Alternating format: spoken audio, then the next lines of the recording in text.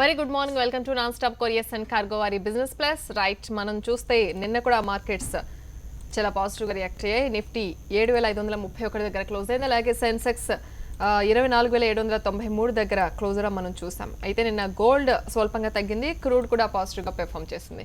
మరి వాళ్ళ మార్కెట్ ఎలా ఉండే అవకాశం ఉంది అండ్ నిన్న మార్కెట్ అలా రియాక్ట్ అవడానికి రీజన్స్ ఏంటో మనం తెలుసుకుందాం. ఇవాళ స్టూడియోలో ఉన్నారు అనిల్ గారు, అలాగే మధుకర్ గారు. గుడ్ మార్నింగ్ అండి. గుడ్ మార్నింగ్ అనిల్ గారు, నిన్న మార్కెట్స్ పై మీ కామెంట్ ఏంటి? నిన్న మార్కెట్స్ పాజిటివ్గా క్లోజ్ అయ్యాయి. అయితే 2 రోజుల కన్సాలిడేషన్ తర్వాత మార్కెట్స్లో మళ్ళీ అప్ మూవ్ కనిపించింది నిన్న. యూరోపియన్ మార్కెట్స్ నుంచి వచ్చిన పాజిటివ్ క్లూస్తో మన మార్కెట్లు కోలుకున్నాయి మధ్యాహ్నం తర్వాత. మార్నింగ్ మాత్రం ఫ్లాట్గా ట్రేడింగ్ వచ్చింది. స్వింగ్ ట్రేడింగ్ చూసాం మనం నిన్న. ఇండిసెస్ పాజిటివ్ నెగిటివ్ జోన్స్ మధ్య కదిలాడి చివరికి European central bank stimulus measures మళ్ళీ చేపట్టనున్నదన్న న్యూస్ ఫ్లోతో నిన్న మార్కెట్స్ పెరిగాయి. అయితే ఇవాళ కూడా అదేవిధంగా పాజిటివ్ న్యూస్ ఫ్లోతో మార్కెట్స్ పాజిటివ్గా ఉండడానికి అవకాశం ఉంది. అయితే మధ్యాహ్నం తర్వాత యూరోపియన్ మార్కెట్ సెంటిమెంట్ని బట్టి మన మార్కెట్స్ కదలాడే అవకాశం కనిపిస్తుంది. ఓకే మధుకర్ గారు, ఇవాళ మన మార్కెట్స్ ఎలా ప్రారంభమయ్యే అవకాశం ఉంది? రైట్, అనిల్ గారు చెప్పినట్టుగా అంటే ఇప్పుడు ఒక పాజిటివ్ మూడ్ కంటిన్యూ అవుతుంది. సో ఇప్పుడు ట్రేడర్స్ ఏం చేయాలంటే దెర్ కుడ్ బి 2 థింగ్స్. ఒకటి, ఇక్కడ నుంచి పుల్ బ్యాక్ వస్తుందని షార్ట్స్ తీసుకునే వాళ్ళు ఒక సైడ్లో ఉన్నారు. ఇంకొకళ్ళు లేదా it will go up side and hit 8,000 అని బిలీవ్ చేసే వాళ్ళు కూడా ఉన్నారు. మొన్నటి వరకు 6,000 బిలీవ్ చేసిన వాళ్ళు ఇప్పుడు 8,000 షిఫ్ట్ అయిపోయారు. సో రెండిట్లో ఏదైనా జరగవచ్చు. నేను ఇచ్చే అడ్వైజ్ ఏంటంటే ఒక రేంజ్ ఫార్మేషన్ కోసం చూడండి, ఒక హాఫ్ అన్ అవర్ వెయిట్ చేసి ఇటు సైడ్ బ్రేక్ అయితే అటు సైడ్ ట్రేడ్స్ తీసుకోవడం బెటర్ అనమాట. మార్కెట్ పెరుగుతున్నా సరే డెఫినెట్గా పుల్ బ్యాక్ వస్తుందని వెయిట్ చేయడము, లేకపోతే తగ్గుతుంటే మళ్ళీ పెరుగుతుంది అనుకోవడం, అలా చేయకుండా మార్కెట్ని ఫాలో కావడం అనేది బెటరు. మోస్ట్లీ ఈరోజు కొంచెం సైడ్ వేస్లోనే ఉన్నా సరే మధ్యాహ్నం కల్లా యూరోపియన్ క్యూస్ తీసుకొని అక్కడి నుంచి రియాక్ట్ కావడానికి అవకాశం ఎక్కువగా ఉంది. ఓకే అండి, మనం ఫస్ట్ కాలర్ చూద్దాం. శ్రీకాంత్ రెడ్డి మియాపూర్ నుంచి లైన్లో ఉన్నారు. గుడ్ మార్నింగ్ అండి. గుడ్ మార్నింగ్ అలాగే మేడం. గుడ్ మార్నింగ్ అండి, చెప్పండి. మేడం, రామ్కి ఇన్ఫ్రా ఇండియా సిమెంట్ ఇప్పుడు ఎంతవరకు టార్గెట్ ఇవి? రామ్కి కొన్నాము 70 రూపాయల. ఎంతవరకు టార్గెట్ అని అడుగుతున్నారు? ఇండియా సిమెంట్, రామ్కి ఇన్ఫ్రా. రైట్. అంటే ఇప్పుడు ఒక మార్కెట్తో పాటుగా అది కూడా ఒక జంప్ వచ్చింది. మీరు ఆ జంప్ని మీరు ఎంజాయ్ చేయండి. అంటే ఎంతవరకు వెళ్తే అంతవరకు ట్రైలింగ్ స్టాప్ లాస్తో కంటిన్యూ చేయండి. తొందరపడి ప్రాఫిట్ బుక్ చేసుకోవడమో లేకపోతే ఇంకా యాడ్ చేయడమో చేయకండి. స్ట్రిక్ట్ స్టాప్ లాస్ మెయింటైన్ చేయండి. As of today 55 rupees stop loss పెట్టుకోండి. అంతకన్నా తగ్గితే ఎగ్జిట్ అయిపోవడం బెటర్. అదేవిధంగా ఇండియా సిమెంట్స్ పాజిటివ్గా కనిపిస్తుంది. నిన్న పాజిటివ్గా క్లోజ్ అయింది. ఇక్కడ నుంచి ఫర్దర్గా ఒక 5-10% పెరిగే అవకాశం కనిపిస్తుంది. రైట్, మరి ఇవాళ టెక్నికల్ లెవెల్స్ గురించి అనిల్ గారు మీ కామెంట్. నిఫ్టీ 57,500 లెవెల్లో ఉంది ఇప్పుడు. అక్కడ నుంచి మరో 100 పాయింట్లు అప్ మూవ్ ఉండే అవకాశం ఉంటుంది. 7600 దగ్గర రెసిస్టెన్స్ ఫేస్ చేసే అవకాశం కనిపిస్తుంది. అదేవిధంగా డౌన్ సైడ్లో 7400లో సపోర్ట్ తీసుకునే అవకాశం కనిపిస్తుంది. ఓకే, సో మార్కెట్ విషయం ఎలా ఉంటే మరోవైపు మనం చూస్తున్నాం న్యూస్ విజయ్ మాల్యా కేసు. ఒకసారి మనం చూస్తే ఎంతవరకు బ్యాంకింగ్ సెక్టర్ చాలా ఈ బ్యాడ్ డెబ్ట్స్ వల్ల చాలా ఎఫెక్ట్ అయిన సిచ్యువేషన్స్ మనం చూసాం. బడ్జెట్ ముందు వరకు కూడా కోలుకోని సిచ్యువేషన్. మరి ఇలాంటి నేపథ్యంలో ఈ న్యూస్ మనం చూస్తే అసలు ఈ మనీ రికవరీ అయ్యే అవకాశాలు ఎంతవరకు కనిపిస్తున్నాయి? రికవరీ అయ్యే అవకాశాలు చాలా వీక్గా ఉన్నాయి, అంటే లీగల్గా. ఎందుకంటే ఇప్పుడు విజయ్ మాల్యా మీద మీడియా ట్రయల్ నడుస్తుంది. కోర్టులో కాకుండా బయట విచారణ జరుగుతుంది మీడియా ఛానల్స్లో. విజయ్ మాల్యా మెయిన్ అటాక్ చేయడానికి ఒక రీజన్ ఏంటంటే ఆయన లైఫ్ స్టైల్ మాత్రమే. వ్యాపారం చేయడం, వ్యాపారాలు నష్టం రావడం అనేది సాధారణంగా జరిగే విషయం అది. సో వ్యాపారాలు నష్టపోయినందుకు ఆయన దేశానికి ఏదో ద్రోహం చేసినట్టు కాదు. 2, బ్యాంక్ లోన్స్కి వచ్చేసరికి bank loans on what basis they have given. ముఖ్యంగా పబ్లిక్ రంగ బ్యాంకులే ఇలాంటివి ఎక్కువ ఎంటర్టైన్ చేస్తున్నాయి. వాళ్ళు ఎందుకు ఎంటర్టైన్ చేశారు? ఇప్పుడు విచారణలో మెయిన్గా బ్యాంకులను కూడా విచారించాల్సిన అవసరం ఉంది. ఏ బేసిస్ మీద? సెక్యూర్ లోనా, అన్సెక్యూర్ లోనా? అన్సెక్యూర్ లోన్ అయితే they have to forget about it. They cannot get it.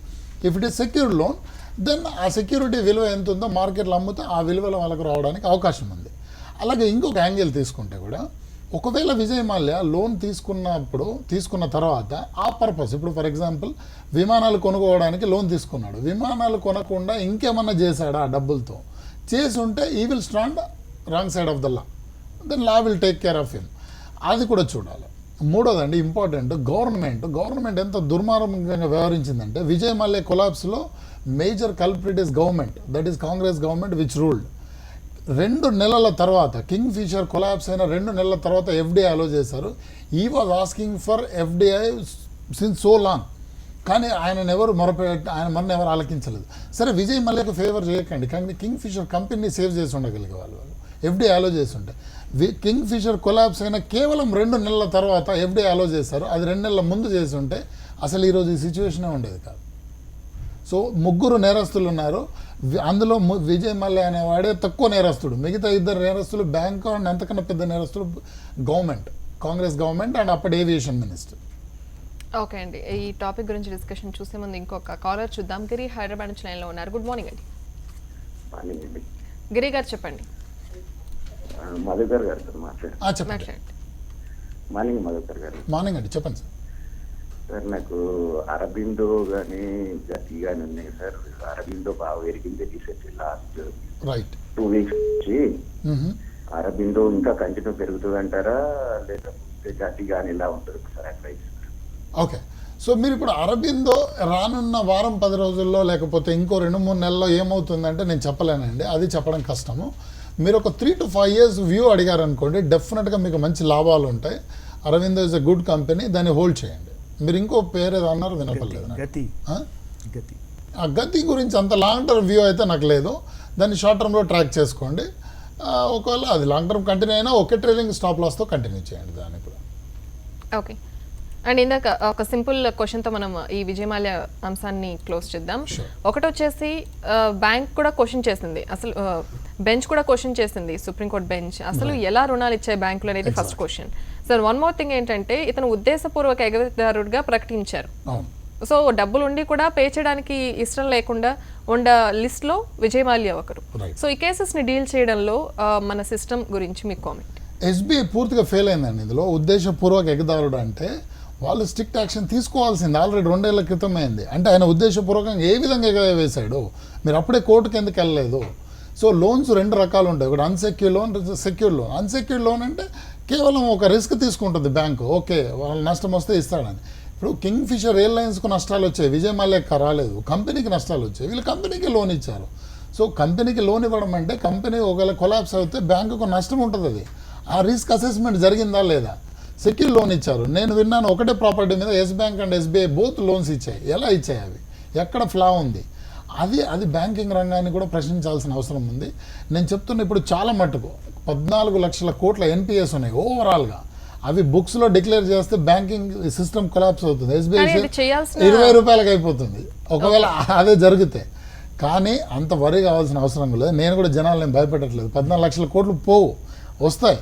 కానీ ఇప్పుడు లాస్ట్ ఇయర్ తీసుకున్నా కూడా 1,14,000 కోట్లు రైట్ ఆఫ్ చేశారు.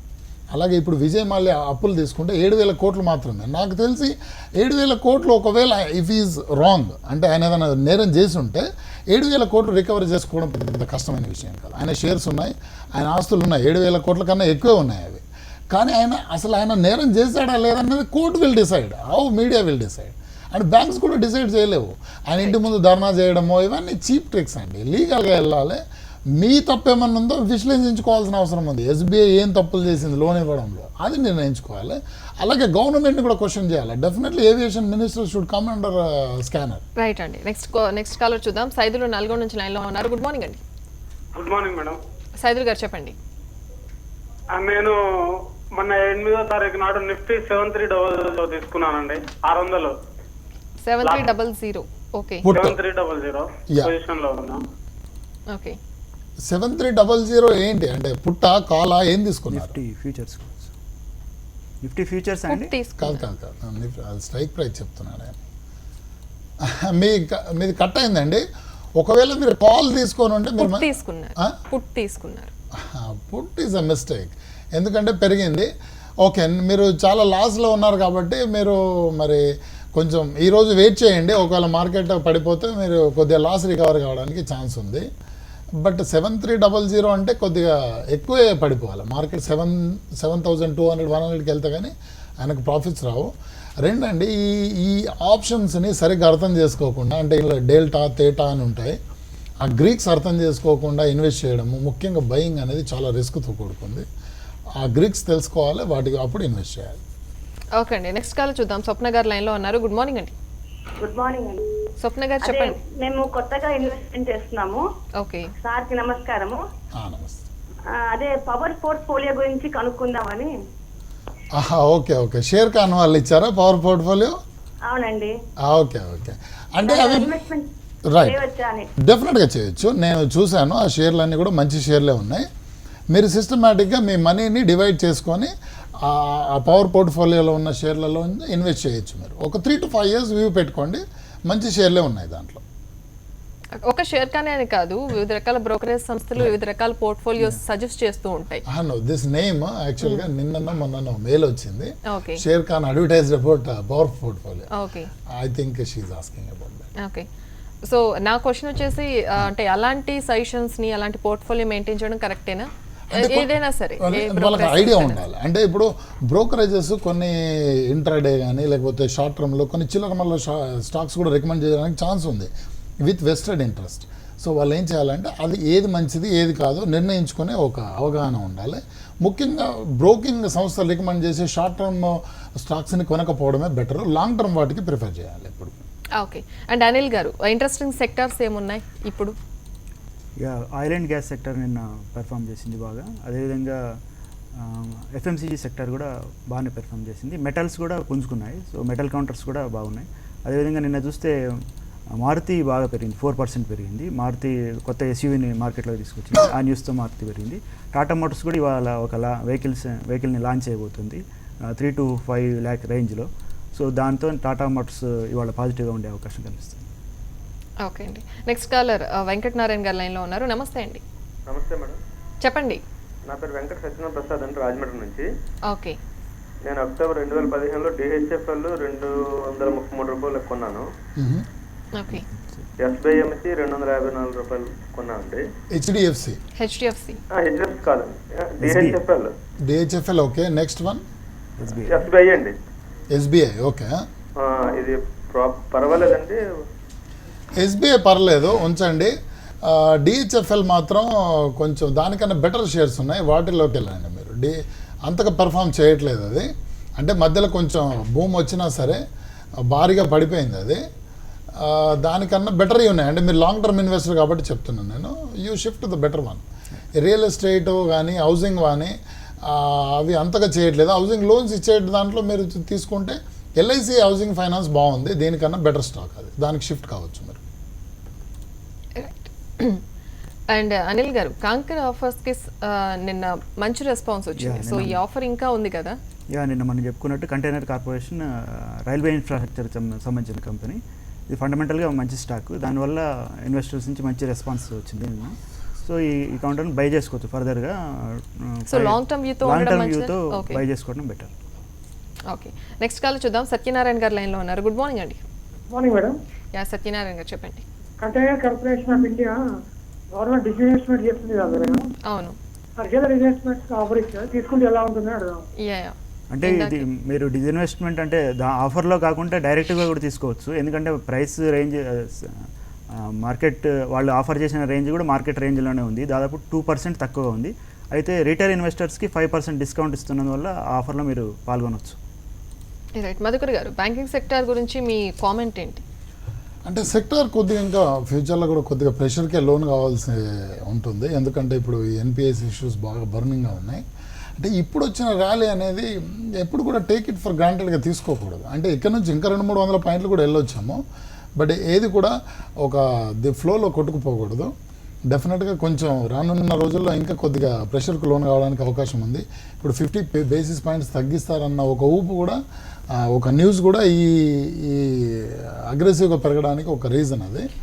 డెఫినెట్గా మళ్ళీ కొద్దిగా కరెక్షన్ అనేది రావచ్చు, ముఖ్యంగా బ్యాంకింగ్లో రావచ్చు. జనరలీ మార్కెట్ పడుతున్నప్పుడు భారీగా పడిపోతుందన్న భయంతోనూ, మార్కెట్ పెరుగుతున్నప్పుడు ఇక ఇదే కంటిన్యూ అవుతుందన్న ఫీల్తోనూ ఉండడం సహజం. కాకపోతే సింపుల్ క్వశ్చన్ ఏంటంటే, అసలు బ్యాంకింగ్ సెక్టార్ విషయానికి స్పెషల్గా వస్తే చాలా న్యూస్ రిలేటెడ్గా ఇది పెర్ఫామ్ చేయడం మనం చూసాం లాస్ట్ మంత్ అంతా కూడా. సో ఇప్పుడు మళ్ళీ ఒక బూస్ట్ అనేది వస్తుంది ఈ ఆర్బీఐ డెసిషన్తో అనేది కూడా నడుస్తోంది. ఓకే, ఆర్బీఐ డెసిషన్ పక్కన పెడితే అసలు యాక్చువల్ పొజిషన్ ఏంటి బ్యాంకింగ్ సెక్టర్ది? అంటే బ్యాంకింగ్ ఏం పెద్ద కొలాప్స్ ఏం కాదండి. బ్యాంక్స్ కొలాప్స్ అవుతాయి, ఎకానమీ కొలాప్స్ అవుతుంది. కాకపోతే ఎన్పిఏ వరీస్ అనేవి ఉంటాయి.